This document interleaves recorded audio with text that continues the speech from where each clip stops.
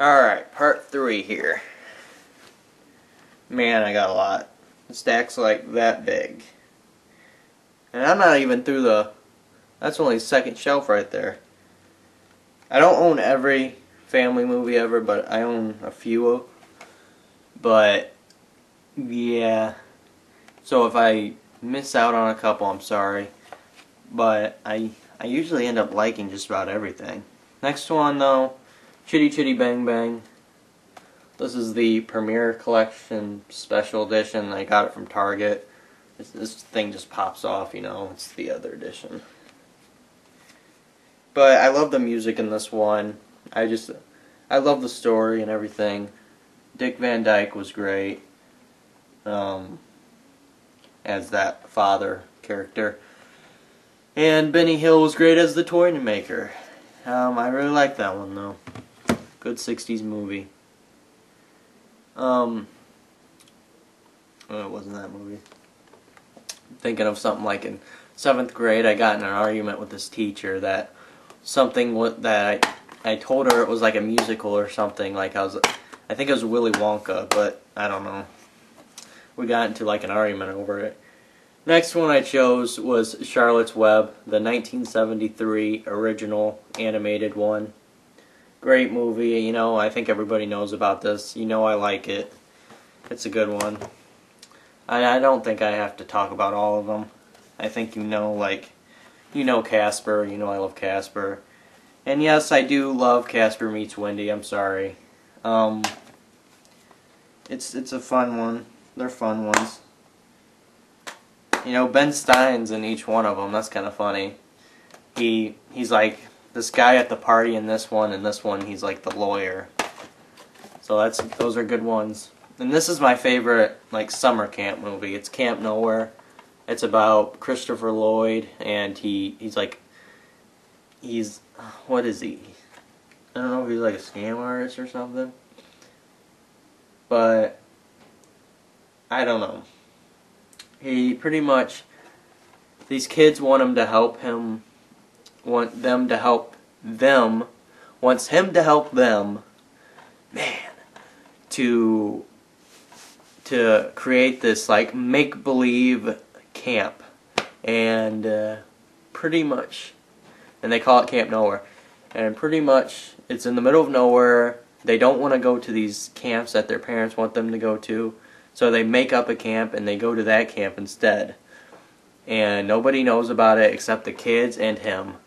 And it's just a great movie. I really like this one. It's something you can watch over and over, and really you never get tired of it. Next one I chose was the Buttercup Gang. Love this one.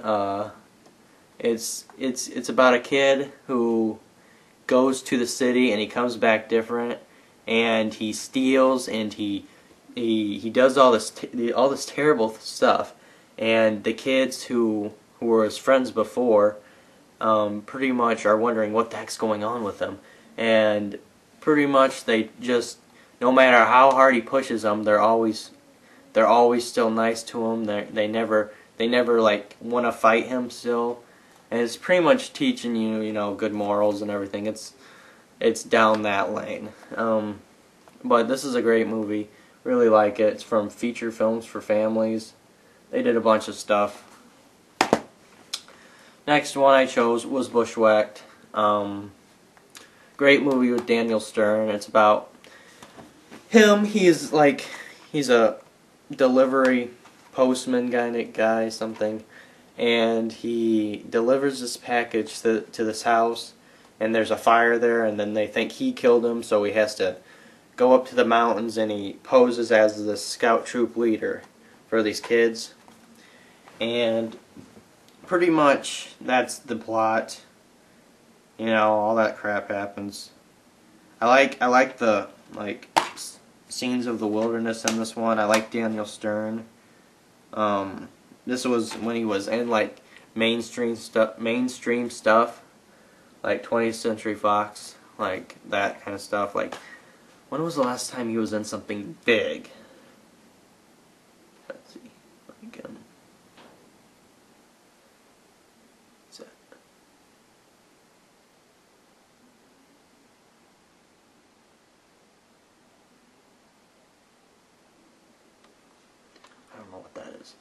but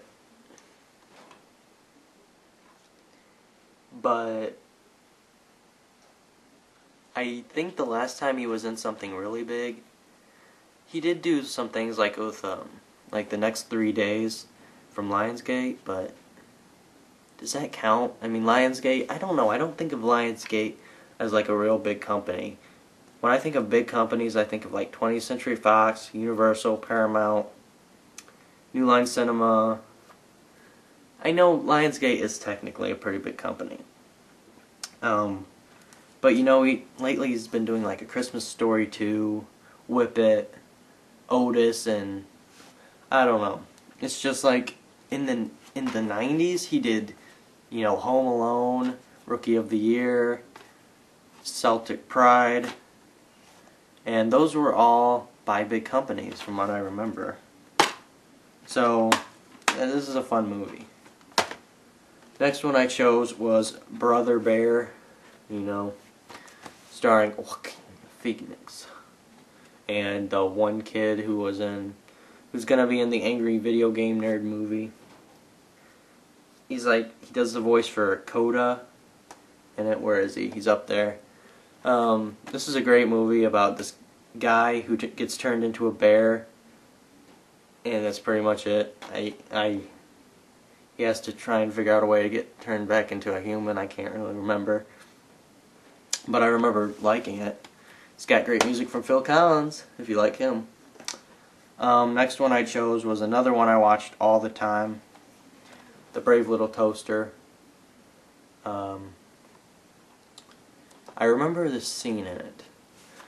This scene about when the toaster, he looks at this flower, or she looks at this flower, and the flower looks back at the toaster, and pretty much it thinks the flower thought he found another flower, but it's really just a reflection, and when he runs off, the flower just sort of dies.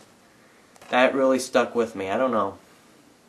Another thing, the part at the waterfall, like where they try and cross that waterfall or something, that was another thing that stuck with me. This is a very weird movie though. It's late 80s movie. But yeah. Next one. Man, there's some dust on these. Big Fat Liar, starring Frankie Muniz. Really like this one. Fun movie. And you know, here's something about this movie. Just look at the case. I know what you're thinking, and it's probably not good. When you see this in the store, you're thinking, this looks so cheesy. I mean, just look at it. It looks like a B kids movie. A B kids movie. I mean, just think about that. Think of Doggone with French Stewart. If you look at the case of that, you're gonna think, wow, that looks bad. What about the Excellent Adventure, those dogs, whatever it was, had Dean Cain in it? That looks bad from the cover, and this looks bad from the cover, but when you watch it, you'll be so surprised that it's actually really good. Meaning, what does that mean exactly? I'll tell you right now. It means that you're kind of setting yourself up for disappointment, pretty much. And you put it in, and you like it, and then all of a sudden you're like, that was pretty dang good. I'm going to have to tell people about this. That's how you do it, people. That's how you do it. Put up a crappy poster, people go like, I guess we can see that one, and then you just sit down and watch it, and you're like, this is good, you know?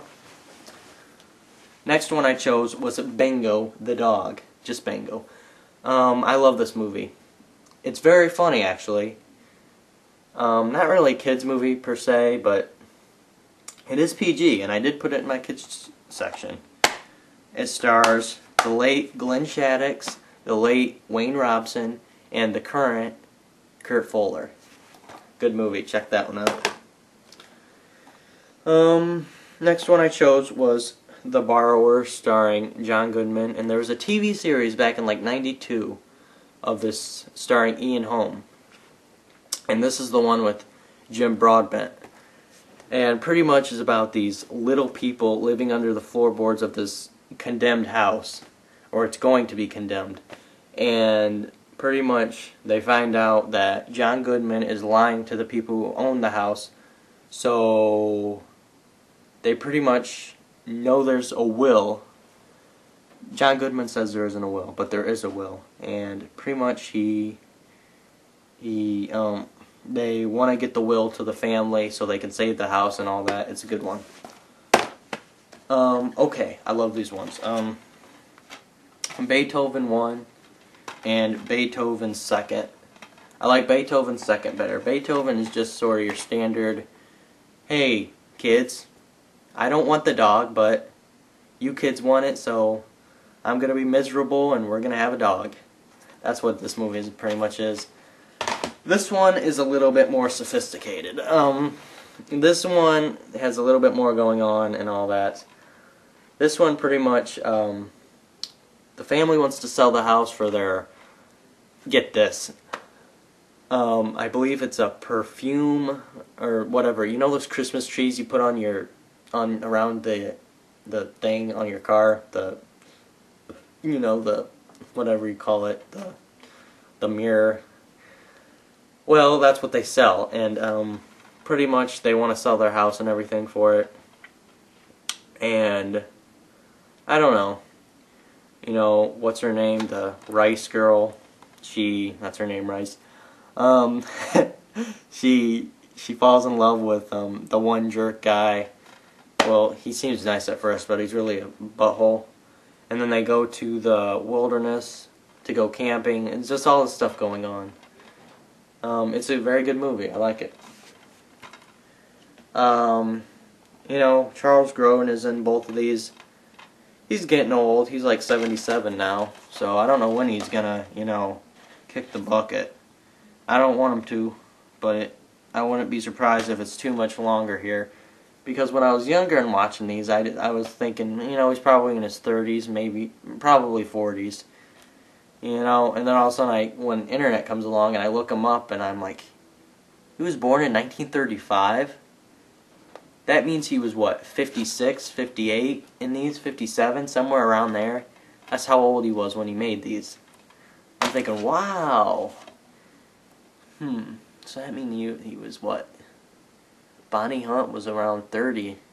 So I'm thinking, what? So I'm thinking when they had their first kid, Bonnie Hunt was like 17 and he was like 43? Ooh.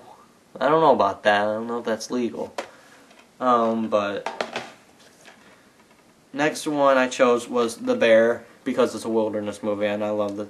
I feel like I've talked about this one before, so I'm just going to go ahead and say The Bear. And you know I've talked about this one so many times. Balto. No introduction needed. Talked about it so many times. Baby's Day Out, you know, the whole John Hughes Home Alone thing going on here, you know. Baby outwits Joe Montana, Joe Pantoliano, and Brian Haley. You know, the Three Stooges. I don't know. This is a fun movie. I'm done saying I look like the kid in it, but I pretty much did. It was directed by Patrick Reed Johnson, and it also had Eddie Bracken in a cameo role, and Mike Starr. Just look out for them in that.